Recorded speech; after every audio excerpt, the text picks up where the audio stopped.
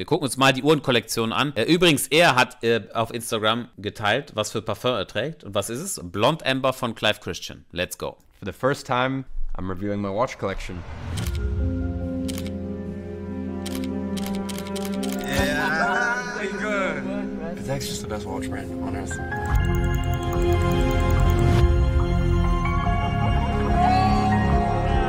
Honestly, thank you very much. I already have this watch right here. Ja, ist auf jeden Fall im Uhrengame drin, der Kollege. This is probably half of it. I've got another 25% of my collection in another box just like this here in Dubai. And then I've got another box like this in London. So I also keep some of my collection in London. So in the watch roll, I have my 4 favorite watches in my collection at the moment. But sehr, sehr schöne we'll Sammlung. save that till the end of the video. What watch would you say you wear the least? I guess in the half of the collection that I have here today, probably this rose gold Daytona. Aber hier sieht man schon, der Kollege, jetzt außer Richard Mill, glaube ich, der Kollege wird beliefert. Der kriegt seine Ware von Rolex direkt. Sieht man direkt. Da sind so manche Uhren drin, wo ich sage, die hat der nur gekauft, weil sie ihm angeboten wurden. Zum Beispiel hier Olive und die mit der Lünette. Kann man machen, wird man aber nur machen, wenn man quasi von jetzt auf gleich Profit hat. Also ich bin mir ziemlich sicher, dass er die Uhren alle für Retail bekommen hat. Weil hier sieht man, so ein paar Uhren muss man nicht unbedingt machen. Ich bin mir sicher, er wird davon auch einige Uhren nicht so sehr feiern. Bin ich mir sicher. Ich habe das Video nicht gesehen. Kann auch sein, dass er jetzt sagt, er feiert jede Uhr. Daytona with black dial. I've got quite a few white gold Daytonas there in the rest of my collection in the other box that doesn't get as much wrist time. And you'll notice that there's still quite a few scratches on here, and that's because any watches that I personally don't wear that much, I give to my friends to wear. So this has got a lot of wrist time on my friends' wrists, but for me personally, I'm just not a massive fan of rose gold and white. Siehst du? Aber wusste ich direkt, sieht man vom Kollektionsaufbau siehst du, manche Uhren hat er einfach gekauft, weil er die für Liste bekommen hat er sich hingelegt, sagt, ja, machst eh kein Geld platt und deswegen, das ist jetzt, habe ich direkt gesehen. Gold Daytonas, at least compared to a platinum Daytona, or for example, something like this. I love the rose gold Daytona on the Oyster Flex, and I think it comes down to really just the way that the bezel pops on the Oyster Flex, because they do the ceramic bezel, same as what you'd find on a steel Daytona, rather than the bezel that they do on the full rose gold. So out of these, I'm sure you can understand why I just prefer the pop of color with the Oyster Flex, with the steel, or for example right here with the platinum Daytona. Which would you say is your favorite? Out of these, 100% platinum. I remember I requested this watch from Rolex in 2020, and no one really wanted them like they want Seht ihr, habt ihr gehört? Er hat die von Rolex. them now. So yeah, what can I say? It's there, it makes a statement, but it doesn't need to scream too loud. So this is a watch that I love. This is a Meteorite Daytona on the Oyster Flex. Die Uhren haben mal gekostet, Meteorite Dings 250. Als die neu raus waren, 300. Once again, just talking about precious metals, I got offered the Meteorite, which is an extremely difficult dial to get. I got offered it on my choice between a full white gold or rose gold bracelet, and I ended up declining that watch, holding out, and opting for this instead. I took this watch skiing earlier this year, and I don't know, it just felt like the perfect watch. Like in the snow. In here I have one more. I actually wish I'd put less Daytonas in this box. I wish I'd taken some of my other watches. I have one more Daytona, white gold, blue dial. Once again, what can I say? Beautiful watch, classic watch, timeless watch. Because it's white gold, wow, this has a lot of scuffs. I think this has been with my friends far more than me. So whoever abused this watch, wow. I didn't realize until now. It's definitely very scuffed up, but at least my friends got some good enjoyment out of it. I think I have one Vacheron in here. So this is the Vacheron Overseas. Da sieht man auf jeden Fall, wie der Konzessionär das Game gemacht hat. Ja, also am Ende, man muss auch mal so eine Uhr kaufen, um ja auch die anderen Uhren zu bekommen. This is the second. Overseas Roségold ist eine Baller-Uhr, ist eine heftige Uhr, schönstes Zifferblatt. So eine Uhr kauft man einfach, um sie selber auch zu enjoyen. Hätte ich jetzt kein Budget, oder sagen wir mal so, hätte ich mehr Ressourcen zur Verfügung, im Sinne von fürs Geschäft, würde ich auf jeden Fall mir so eine Uhr auch auf Stock legen. Am Ende, es wird jemand kommen, es wird vielleicht 1-2 Jahre dauern, bis jemand diese Uhr kauft, aber es ist, um die Uhr da zu haben, heftig. In Overseas that I have. So what I love about this watch, which is also same with the Cartier Santos, So this is one of my skeletons. This is a steel. I've also got a rose gold. I don't really wear this watch much anymore, so Alex, my head of production, this has basically just been his watch this entire year. So anyways, as I was saying, the thing I love about this is just this easy link system with the bracelet. So you can take this off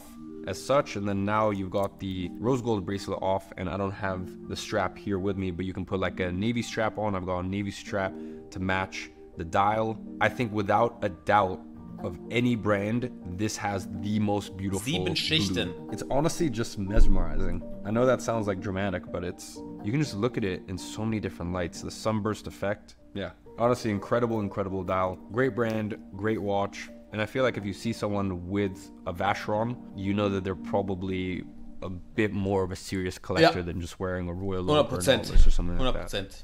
Let's talk about that AP. This one. Yeah. So I'm not really a fan of offshores.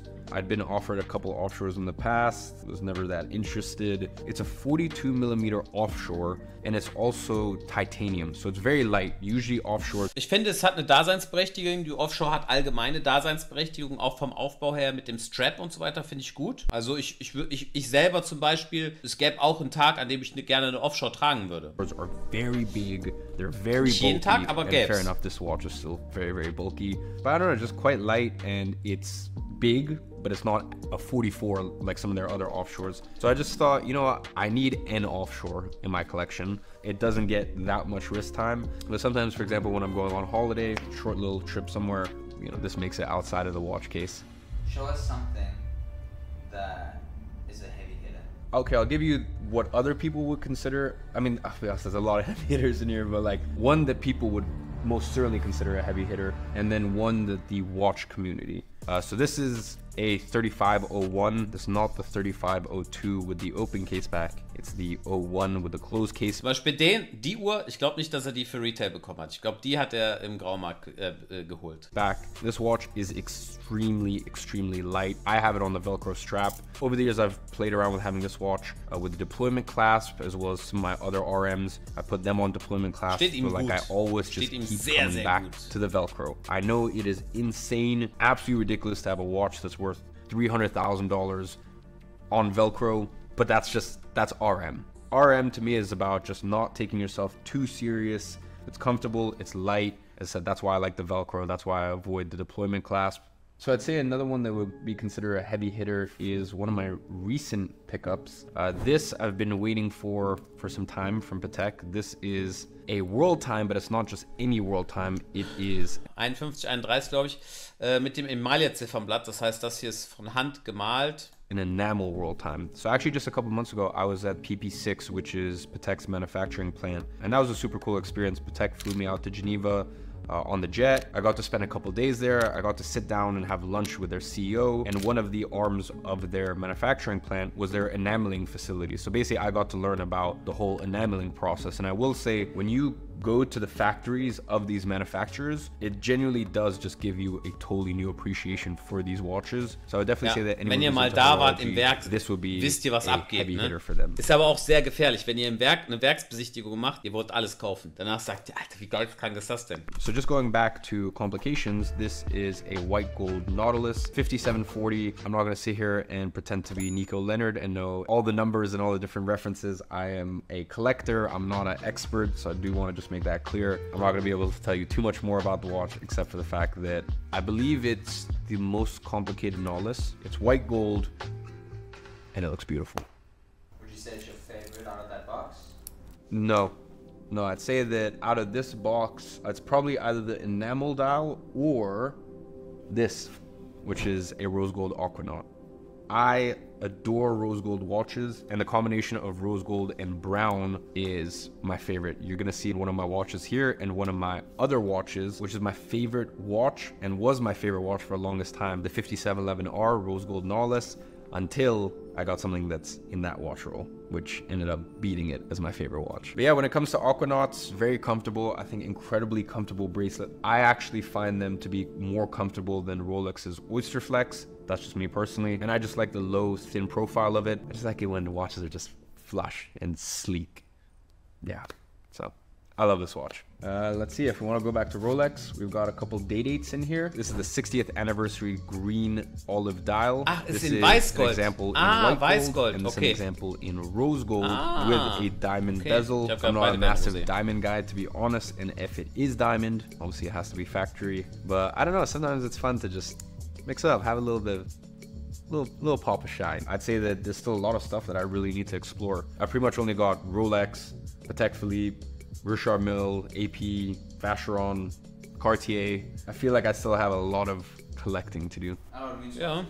I do have a lot of moon swatches, that's correct. I was wearing one when I started. Moon swatches are just cheap. They're just fun. I put them on these rubber straps, and yeah, it's nice if you're ever in Europe and you don't want to get your arm chopped off. Lange Good braucht little der, fun watch Lang to und wear. Söhne, Let's see, safe. what else do we have in here? We've got Batgirl. Some people like go on the Oyster bracelet. I personally like on the Jubilee. I actually really love this watch. I don't know, it's a good watch. Good watch. Pepsi, I think I've already talked to you guys about this. This is a white gold. This is not the steel. The steel, I believe, has a darker dial. So yeah, white gold, but for 99% of people, you would never be able to tell the difference. Rose gold AP, once again, on the theme of thin ultra profile thin. watches. I just really love the jumbos because they're thinner, more flush. Some of the AP cases can get kind of big, which is great for certain occasions, but just day to day, I don't know, I just like the thinner profile of it. So I've got this watch as well in platinum with the green dial, and that watch is crazy watch. Super difficult watch to get. And then let's see, the last one to talk about here is probably this, which is the 5205G. This is a white gold piece from Patek. At the Mag moment, ich I've jetzt got nicht it so on sehr. this sort of canvasy strap. I've had this watch for maybe 4 years, 3 years, 4 years at this point. Once again, it's got this blue sunburst dial. Great watch, beautiful, 38 millimeters. So a little on the smaller size for my wrist, but it's just timeless. It's a timeless Ein bisschen size. alt, Is going to be ein bisschen appropriate and hold its oldschool. own. So Aber yeah, this is a great watch. And then now getting into my favorite pieces in my watch collection at the moment. Obviously, as a collector, that changes month by month, but they are some heavy hitters. I will say that. So these are the 4 watches siehst du, Celestial hat er in Roségold, okay. Okay, 67, RM6702, dann haben wir hier die 6102, dann haben wir hier die TBR, das ist Baguette Diamonds und die neue 5712. have been in my rotation the most and gone the most wrist time as of late. This is my favorite watch ever. If I had to have one watch for the rest of my life, it would be this. It is the 5712R. It took everything that I loved about the 5711R and just made it even better. One big thing that they added on this is the extension. So if you press here, and you can do it on both sides, it can make the watch longer. bracelet, It can make the bracelet longer, and obviously that is be very easy link. useful on hot days. You can, increase the extension, then that gives you some extra wrist space. Right now it's quite cold, so this slides back quite a lot. For me, I don't know what it is, but with Patek, like sometimes I feel it's inappropriate to wear rose gold in certain situations, but like, I don't know why with this watch, I just feel like it's not screaming. Like I just feel like it's so elegant. So even though it is rose gold, even though it can be perceived to some people as flashy, for me, it's just stunning. What a watch. This is a platinum day-date. This exact configuration. This has the baguette bezel and it also has the baguette markers. It's got Sehr some schön. ice on here. I just think it's incredible. I know it's got some diamonds on here, but I still feel like it's appropriate. It's not like that crazy. It's still in a way elegant. And I just think it's beautifully balanced. There's certain watches that you just look at and you're like, this works. This makes sense. And I'd say this is definitely one of those watches where it's just very well balanced. Now, the next watch is incredible. Absolutely Nice, incredible. nice. This is a Celestial. There's a couple minute repeaters that I'm eyeing up. I think that'll probably be my next dress watch from Patek is a minute repeater. But outside of that, I'd say this is probably my favorite dress watch. Now, this is a 44 millimeter watch. Kostet It's a richtig Geld. large dress watch, so a lot of people, it just won't work for them. Once again, because I have larger wrists, this still works. This is definitely not a watch you're gonna see often. There's definitely not many people that want to be spending this sort of money for a dress watch that like no one knows what it is. And this is definitely a collector's piece. But it's incredible to be able to look up at the sky Nachthimmel and know über exactly Genf where the zeigt die constellation Uhr. is and where all the stars Mit are der placed. Mond, And that perfectly Rotation. matches your watch. Yeah, it's just an insane complication. Insane watch. And the last watch is a watch that has been in my rotation, ever since I got it, I was in love with it. And even when I first started getting into Richard Mille, this was the watch that from day one I told them that I wanted. Einer der besten Referenzen, This 6-7. is a 6702, and they have a few variations of it. This is the Zverev, I believe. And this watch is so insanely light, but as you're gonna see, as is a theme with a lot of my other watches, I like thin profile watches. So this is a RM. This gives you that comfortability, that lightness that you get with Richard Mille, but without, you know, that extra chunkiness. So for example, if you take it compared to the 3501, just check that out. You know, you can see how much extra the 3501 protrudes out compared to the 6702. Yeah. Stunning watch, huh? So ladies and gentlemen, that's my watch collection. I started collecting watches in 2018. When I was 18 years old, I'd made my first $1 million from the business, and I basically had been collecting ever since. And I was collecting even when it wasn't a financially smart decision, when every single watch I was buying and I was losing money on. That doesn't really matter. I think if you find something that you are interested in, go collect. Obviously be sensible, and most importantly, buy whatever you're into. I have some of my friends that have just collections of Omega Speedmasters, or I have friends that pretty much only wear vintage Cartiers. So whatever you're into, find out what that is. Keep working hard, and I think watches are an incredible way to reward yourself for every chapter of your life. And watches are also an incredible hobby that you can share with your friends, your loved ones. You know, all of my friends wear all of my nice watches because I just don't have enough time to wear all of them. So I would much rather they get appreciated by other people, even if there are scratches or this or that. Like, these things are made to be used and worn. So with all that being said, work hard, and I'm sure I'll see you with a collection like this sometime soon. Ja, was er gesagt hat, ist wahr. Ne? Man hat diese Uhren, man kauft diese Uhren, um gewisse Erfolge natürlich zu feiern, um sich gewisse Sachen einfach, um auch gewisse Kapitel abzuschließen. Aber es ist natürlich auch irgendwo ein Artikel, den man wieder später zu Geld machen kann. Das heißt, man kann da auch Geld parken. Man sollte das kaufen, was einem gefällt. Ich zum Beispiel habe damals mit einer Jägerle Ultra angefangen, die ich mir selber gekauft habe. Danach habe ich eine Breitling gekauft, eine alte Navitimer aus den 70ern. Habe ich eine Pepsi gekauft und so weiter. Das heißt, es geht nicht immer darum, das Beste zu kaufen. Am Ende, ne, der Markt entscheidet. Ich habe auch viele Omega Speedmaster damals für 4.000 Euro oder ich glaube 3.800 eine Alaska Project gekauft. Wer jetzt gesehen, die Uhr liegt auch bei 16.000 Euro. Manchmal, die Uhr lag ein Jahr lang bei meinem alten Arbeitgeber. Das heißt, ne, macht euch Gedanken, kauft das, was ihr wollt, und ja, ist einfach eine schöne Sache, ne? Was müsste passieren oder welches Ziel müsste erreicht sein, um deine Traumuhr zu kaufen? Also als erstes Mal, wenn ich einfach so für mich, also ich sag für mich aktuell selber, wenn ich für mich selber Uhren kaufe, ich bin also an manchen Tagen, ich möchte am liebsten alles einfach verkaufen, weil ich weiß, ich brauche die Sachen nicht. Bei mir ist es mehr so, ich bin so Jäger und Sammler, weißt du, ich gehe so auf die Jagd, ich möchte dann diese Uhr haben, wenn ich die Uhr habe, ist sie uninteressant. Ganz ehrlich, guck mal, habt ihr mich schon mal im Stream gesehen mit einer Uhr? Nie. Ich trage gar keine Uhr. Also es macht irgendwie gar keinen Sinn. Also es ist einfach nur, ist irgendwie, weißt du, ich mag lieber auf der Jagd zu sein. Ich mag lieber Uhren zu kaufen, ich möchte lieber Uhren so kaufen und dann wieder verkaufen. Und dann, wenn du sagst, okay, was muss passieren, damit du solche Uhren kaufen kannst, dafür muss ich meine Kundschaft ändern. Weil hier hast du solche Kunden.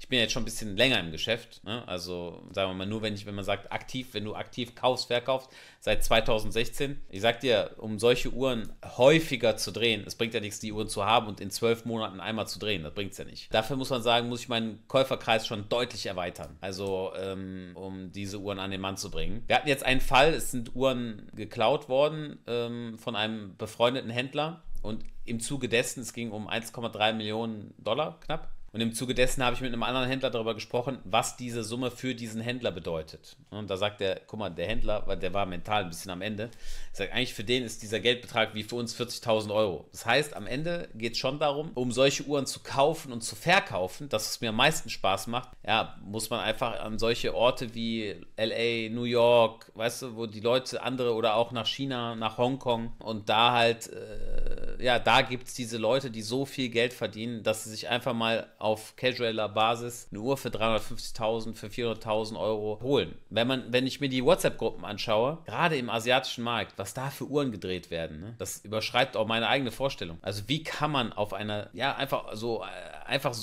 halt Uhren für über 1 Million hin und her schieben? Wie geht das? Ja, gibt's. Auch jetzt, auch wenn du in Dubai anguckst, es gibt Leute, die sagen heute, ich kaufe eine Uhr für 1,2 Millionen Euro. Kaufe ich. So, einfach kaufe ich. Und das hast du hier nicht. Also ich habe solche Kunden hier nicht.